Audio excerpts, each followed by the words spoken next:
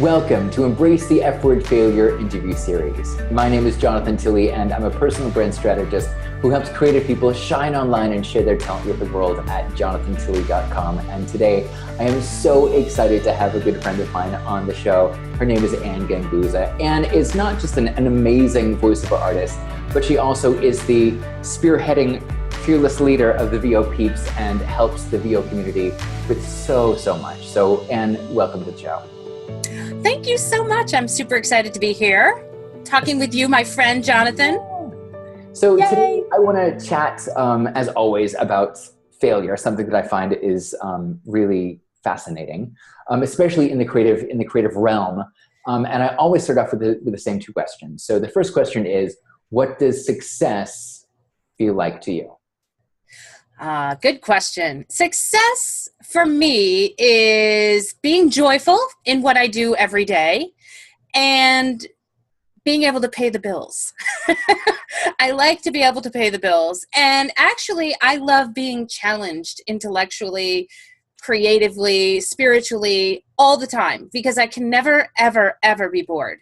I think this has just been a thing with me all throughout my life. And it's one of those things, always have to be challenged. So yeah, I think being joyful, being challenged, and being able to pay the bills. I couldn't have said it better myself. So on the flip side, what does failure feel like to you? So not like the bankruptcy or losing the house or whatever. Those are all things. What does failure feel like to you? Well, okay, that's another excellent question. So here's my philosophy. I never consider... Of course I've failed, but I don't really think of it as failure. And that word doesn't really enter into my brain too much. It's kind of the way I've always lived my life. It's always been, things are challenges. And if they are not kind of evolving the way I want them to, I will just switch directions. Mm-hmm. So I like to say that I don't really fail. I just, try to assess what's happening and then switch directions so that I can succeed. So if I allow the word failure to enter into my brain at all, then I spend way too much time thinking about it. And so therefore I'm always more guided towards, in my brain, success and the thought of success and manifesting success, that I really don't like to even think too much about that word. If that's a philosophy. Totally. Like not even giving yourself, knowing that you're going to have a speed bump of like, oops, or whatever, but not giving yourself the chance to fail. Tony Robbins said, if you're caught in a life or death situation and you're fighting for your life, you're probably going to succeed. You're probably going to get there because you are working so hard toward that successful goal that you have. You're not even giving the room or the space to consider failure. Or the energy, absolutely. Yeah. And that's the way it's always been with me. I've never even, failure wasn't an option. It's just not an option for me. No, love that. So surely there's been a mini failure or a speed bump of mistakes somewhere within the past 7 days that you probably laughed at or whatever. What is maybe one of those mini failures that you've had over the past couple of days?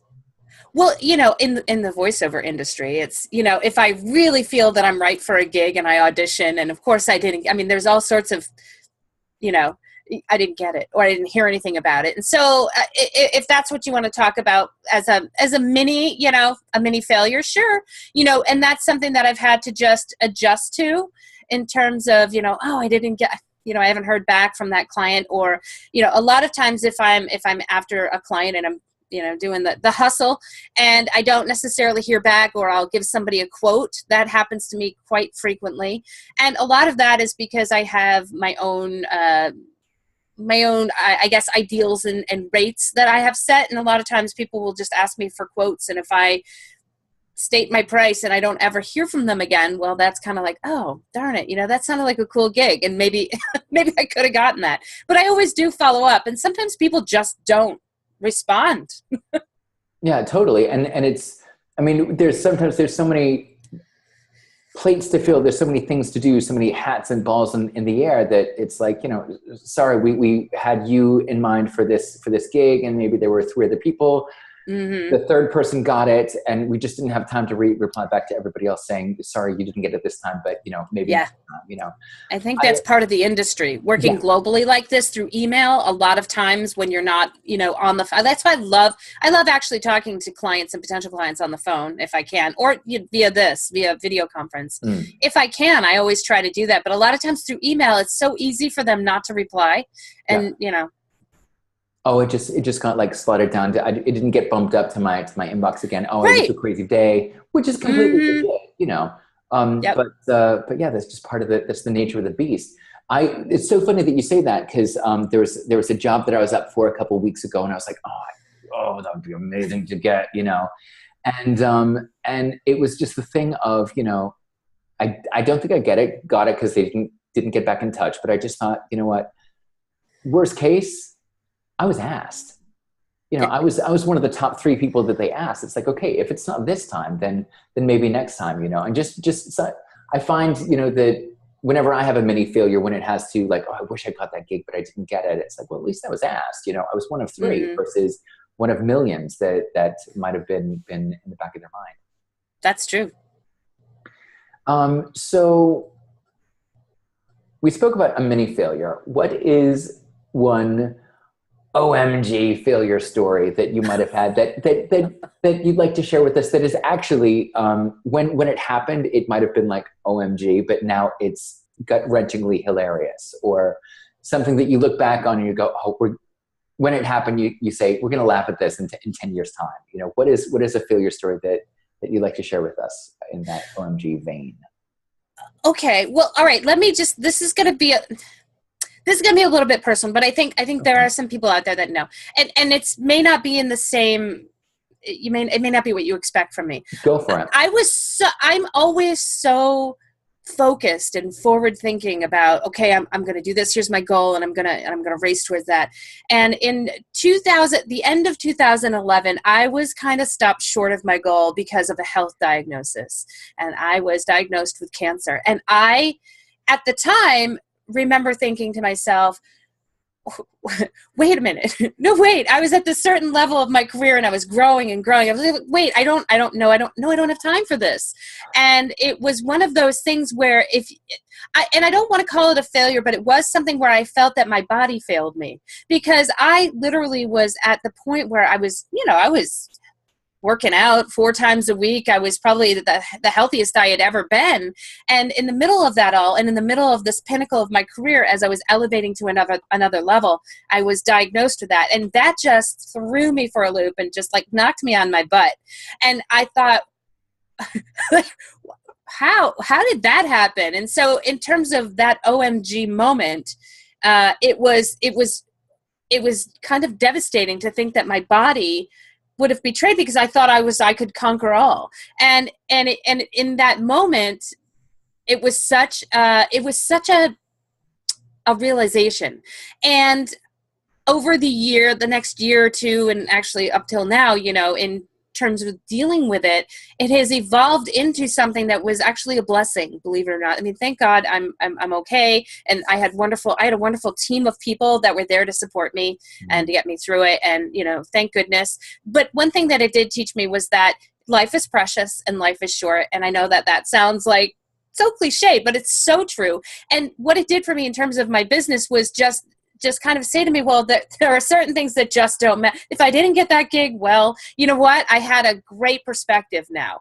And those things that I've always kind of thought I was an authentic person, but anything that ever stopped me from being authentic just seemed insignificant. And it was like, well, here I am. And you know what? Life is short, and I might as well get the most joy that I can out of what I'm doing on a day-to-day basis, because you just don't know. I mean, literally, when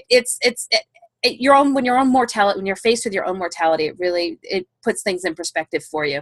And I think that put my business in perspective as well, and what I prioritize in my life, and what I want to do and be. And the other thing that it did do for me is it gave me a platform to really want to give back to the community. I felt like I really needed to do that. And that was my VO Peeps Career Education Scholarship Fund was kind of born from that idea.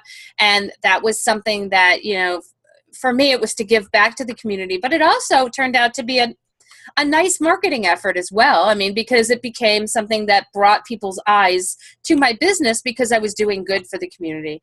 And that's just an all around win-win for me.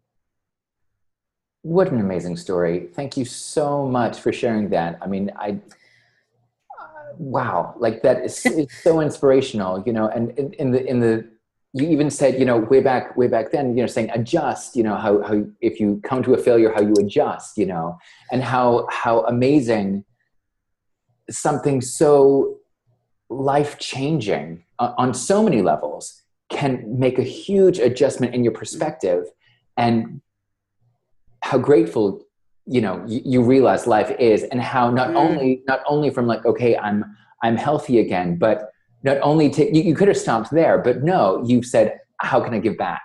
How can I, you know, give more value to the world? How can I make it less about me, more about helping other people?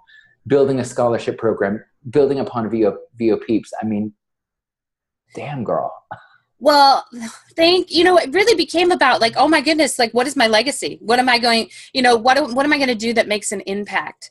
And truly, and I want to think that, you know, what I do on a day-to-day basis is having an impact, you know, in my voiceover, but you know, I wanted more, and I wanted to do more. And I wanted to make sure that there was meaning and significance to it. So. It's so funny that you say that, because I didn't know the connection. I knew about VO Peeps, but I didn't know the connection. And now that you telling this backstory, and the energy that I get from when I look at what you put out for VO Peeps, it's this authentic, wanting to give value. Hey, I'm here for you guys. Let's go for it attitude of just giving. And now it just makes sense. I go, oh, now I get it. That's awesome. Thank you so much for sharing that. Oh, thank you. Wow.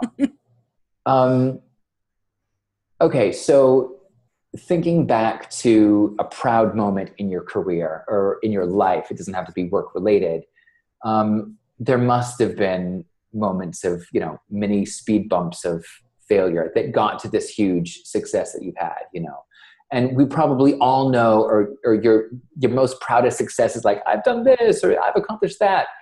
And surely there's been little bumps of success, speed bumps of failure that we might not have known of. What would be one of those speed bumps of failure that got you to that well-known success?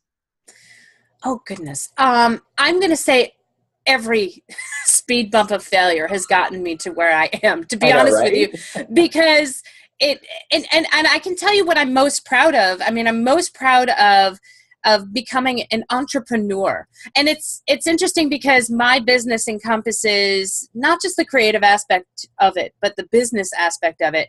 And I cannot tell you how happy and complete I am that I am an entrepreneur, and that I can actually I can navigate and do exactly what I want. Number one, I can place my business in a position so that I can, again, receive joy in no matter what part of the business that I'm doing. And that to me is a huge success. So all of the failures and all these little things that I've tried, because I've had more than VO Peeps along the way. I actually just created a new podcast called VO Boss with Gabby Needs to Go. And that's been out for about 6 months now. And so that's been an entirely different brand that I'm growing, as well as, believe it or not, my cats, because cats and internet. I have a brand, Studio Cats, which each 3 brands are completely different, and they've been something that I've been able to grow and try and see, okay, let's try this aspect. Let's see if we can market them this way, or let's see, how can I grow my membership? How can I grow my listenership for my podcast? And now what can I offer that can be of value to others? That's my business. And so all of those little tendrils of my business, and my coaching, of course, have been just sources of joy. And I've been able to kind of devise them and kind of craft them in ways that works for me so that I can pay the bills. For example, I love coaching, and I do that for a certain amount of time. And I love my VO Peeps, which I spend a certain amount of time doing that, and my VO Boss as well as my studio kitties. So each one of those tendrils of my business brings me so much joy. And the fact that I can actually do that on my own and test the water, so to speak, have that failure and say, okay, that marketing tactic didn't work. Okay, they're not buying this swag here. What is the, what can I do to make that work? How can I advertise that differently? Or how can I reach my client better? And how can I make that a better investment in my part of the business so that I can get a return on my investment. So there's been all those speed bumps that I'm like, okay, let's try this marketing tactic. Let's try this. Let's try to reach out this way. And if it doesn't work, I'll pull back and I'll say, all right, let's try this. And so all of those together have helped me to grow. For example, the Studio Cats, which may seem just like a fun side project, believe it or not, I have close to 33,000 fans on Facebook. And that has been a huge lesson for me in how to deal with a large fan base. Yeah. Now, I'd love Ganguzza Voice Talent to have a 33,000, but I don't. But because cat and internet. But I love having the ability to learn from how do I deal with a large group of people. And my VO Peeps is quite large too. But how do I handle that aspect of the business where it's a large group of people versus my VO Peeps versus my VO Boss, and how can I grow my listenership here, and how can I get more customers for my voiceover business? So all of those little speed, like kind of dipping my toe in the water and pulling back, has been the failure aspect of it. And basically I just shift directions so that I can continue to grow, because if my brands stagnate, I get very uneasy. And like VO Peeps for a while had gotten to a point where I physically didn't have enough hours in the day to grow it anymore. And I finally was like, all right, what can I do? Because I have these I want to do a podcast and I want to do this. I had all these things that I wanted to do. And then I said, all right, let's try some other outsourcing. And that was a big step for me, is to be able to outsource creatively and effectively so that I was able to grow the VO Peeps brand to the level where it needed to be. And so I was able to do that this year, and I'm really proud about that, to have a subscribed membership. And that was for me, that was hard. Like, like if I had to tell anybody, is it easy to have a subscribed membership, no. For your product? God, no. And that was a huge learning investment for me, as well as an investment of my money, to get that to a point where it can now grow. And it can, and I know you know that because you've got a membership yourself. I have a membership side as well. I mean, it's hard. It's a different business model than, it is book, course, whatever, coaching sessions. It's like, because the members have access to all of your content, or a specific amount of content. It's like, okay, great, wonderful. But you got to make that content, as easily available as possible. In which order do you present it to them? Do you, how do you keep them engaged without, paying something and then being like, oh, I haven't checked in this month or whatever. It needs constant care and attention. It does. It really does. And it's hard because now you've got a membership where all of a sudden you've got people that drop out, and then you're like, oh, what happened? What could I have done to get that member to stay, or how can I increase my membership? So it is a whole different model, but it's a cool model, and I'm glad that I've implemented it. But anybody that thinks it's an easy model to implement and to maintain is, I've certainly learned a lot from it, and I love it, and I'm still working on growing it. I think you've just tapped into the umbrella of like the biggest secret that we know, that I think a lot of people don't know, which is we're constantly testing things out and trying out different ways and learning and growing. And there's no one right way to do it. You just got to show up, be seen, be authentic. It's going to feel uncomfortable, and learn from it. And then when you make a mistake, then adjust and figure out, okay, that was a fun ride. Great. But how can we make it go even further? Right. And then just from there, and I think there's and especially coaching creative people, you know this as well. There's so much, tell me what to do. It's like, well, okay, you can do A, B, C, D, E, F, G, but what resonates with you most? Yeah, but if I do this, then it's like, just try something, because most people are too afraid to actually step up and try A. Let's not even talk about B, C, D, or E. You know, so I love about what you do is that you're constantly testing things out. You're learning things, you're trying new things out. And this thing of nobody really knows what they're doing, but the people that are showing up, being seen, and Isn't trying that true? things out are the ones that are moving drastically so much more forward than the people that are too afraid to take the first step. Yeah, that's really what it is. It's that membership. The membership was really big for me. And also I'm creating a product right now for my VO Boss. Not just because the podcast is one aspect to it. Now we're also creating educational materials. It's for your VO business.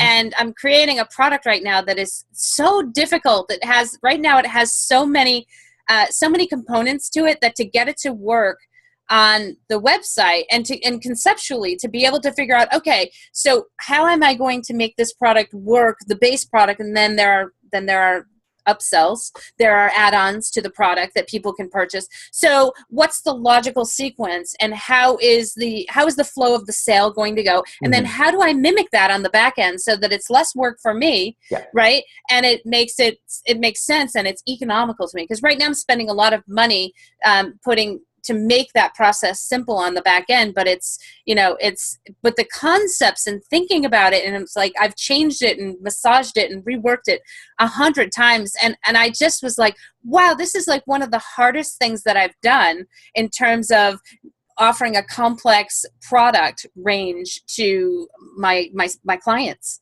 But I'm happy. It's very, very close to being done and being offered. So I hope that once that happens, I should be able to put it in place and get it to run effectively smooth and be of help to people. Because really it's about creating a product of value to someone else. It's not necessarily, oh, I'm just creating the product because it's a cool product to have.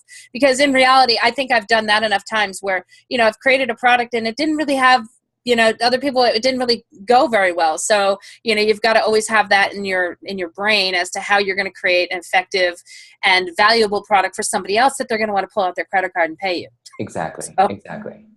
Oh man. I mean, I think you just described like my last 5 years, right? We're creating these online products and these digital things and all these things. And when you're finally able to say, okay, people, here you go. Like the amount of work that you've invested just to say, okay, people, here you go. The testing, the trying out, in the office, how things connect, like the systems that you build and continue to build upon. It's just so intense. Of course, it's worth it, most definitely. Yeah. But people don't really talk about the behind the scenes stuff. They only say, hey guys, I'm launching. And for whenever a Facebook post goes out, whenever an Instagram post goes out, whenever a product gets launched, or whenever it's a pre-launch or a VIP waitlist, people don't understand that there's a huge slew of work that's built up to just that post, And so the people, it's like it takes a village. It takes a village. I'm telling you, like it can't, I mean, I come up with a concept and I want to implement that concept, but honestly, to put that in place is so many people on the back end. And it's funny because I used to think, like, until I did it, I used to think, wow, and I would do the quick math calculation in my head. Oh, they're offering that class for this amount of money. And then with this many students, there's, it's going to cost this much. Or, oh, that membership is so much per month. When you think about wow, they must be making a fortune. And in reality, on the back end, I'm paying like 7 different people to help me get that thing together. And then God forbid it breaks. And then like just the other day I had, you want to talk, here's another mini failure. The other day, my website went down from GoDaddy. Like somehow it was something silly, but this is the place, and people were trying to buy, they were trying to purchase. I've got a VO Peeps workout that's coming up quickly. And so people were trying to purchase, and all of a sudden I got an email saying, hey, I can't, your website's down. And I'm like, what? So literally then there's those unexpected things that come up that, you got to make the call to the hosting provider, and then maybe the call to my developer to say, hey, look, something weird just happened. Can you help me on that? And it just is one of those things that it's like, so much on the back end that might be happening that you've got to be ready for, and you've got to be able to allocate. And that was half my day. And it was like, oh shoot, that was something I didn't necessarily plan on. So then I had to spend, an additional 4 hours working that evening, but it happens. Yeah. So, that's the price of admission, that's, yep. And people don't see that on the back end, people don't see that from the front, all the work that, and maintenance and repairs that we need to do on that as well. Yeah. Crazy.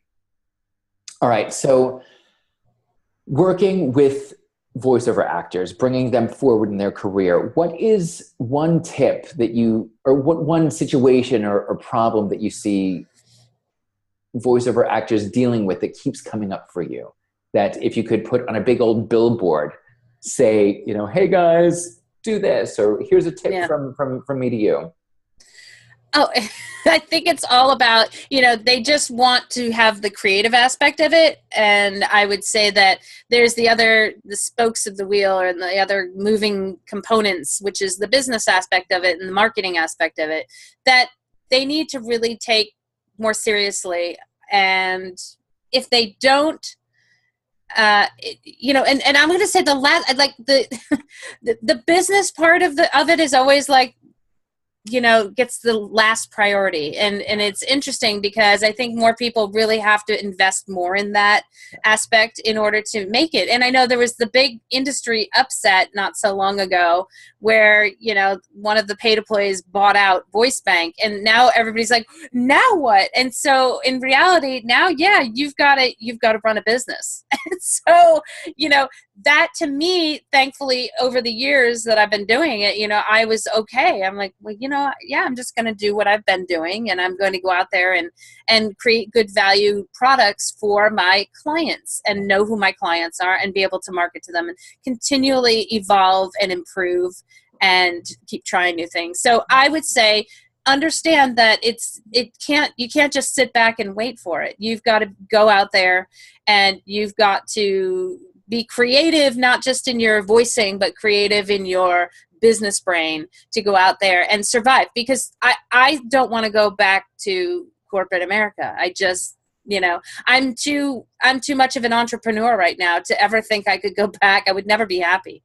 So yeah, totally. Definitely. The biggest thing that creative people put on the back burner is the business. They focus on their craft, they focus on their art, whatever it is, and become masters in it. Great. But if you're Anthony Hopkins, but Anthony Hopkins doesn't, put his headshot and resume out into the mail and reach out to people, nobody's going to know who Anthony Hopkins is. Right.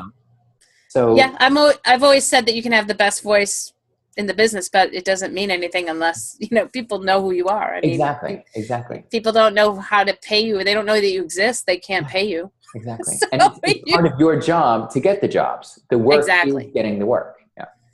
And most of the people I know don't necessarily, I'm great. You can be creative all day if you have the money to pay somebody else to help you market that business. But also directing somebody to market your business, and that also requires you to sit down and think business minded. Even if you hire people, you've got to be like, okay, here's my goal. This is what I want to do. And then you need to direct people in the right way for the most part. And especially if you're, selling Verizon memberships, subscriptions, that's a product, right? But as a creative person, you're selling you, Yes. If you don't know how to sell yourself first, how the hell are you going to have somebody else sell you? Exactly. In the specific way that only you can really make that magic happen, So yeah, I'm For totally sure. right there with you. All right. So one last question to wrap this baby up. How do you embrace the F word, failure? I say, bring it on, baby. Bring it on, because I embrace it because it's going to help me to learn. It's going to help me to grow. It's going to help me to step further and to grow beyond what actually I have really high goals, and I love being able to grow even beyond the goals that I've set for myself. So I say, bring it on. Let me fail, because it's going to really teach me. And that's really what it's all about. I need to know about the failures, and I need to experience them so that I can effectively grow and get bigger and better and make more money. And survive and pay your rent. Make more. I love making money, by the way. I have to put that out there because and that's not a greedy thing. That's a challenge. That's one of those things that it's like, well, there's money out there, and why shouldn't it come to me? That's what I say. There's a role that needs to be filled. I've opened myself to allowing that money to come to me. And I teach a course on money blocks, and it's all about, there's so many people have money blocks that they're not even like aware of. And I think once you can realize what might be stopping you from getting a fair rate or charging a fair rate for your products, it's very, very interesting. And please give me money. I'm here. I will accept it. There's a role that needs to be filled, so you might as well fill that role. There you go. That's right. Somebody's got to get the money. Somebody's got to get the money, so it might as well. Somebody's going to get it. It'll be me. Yeah, absolutely. So bring it on. That's what I say. Bring on the failure. Bring on the failure. And thank you so much for spending time with us today. Yes, thank you so much, Jonathan. It was a pleasure. Where can people find you in the internet? On the ethers.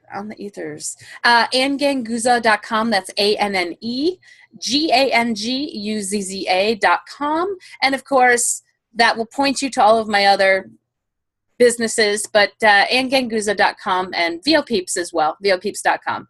Perfect. And as we spoke about it today, you have all those systems set in place for everybody just to run on over and learn from you. That's right. Thank you. Oh, awesome.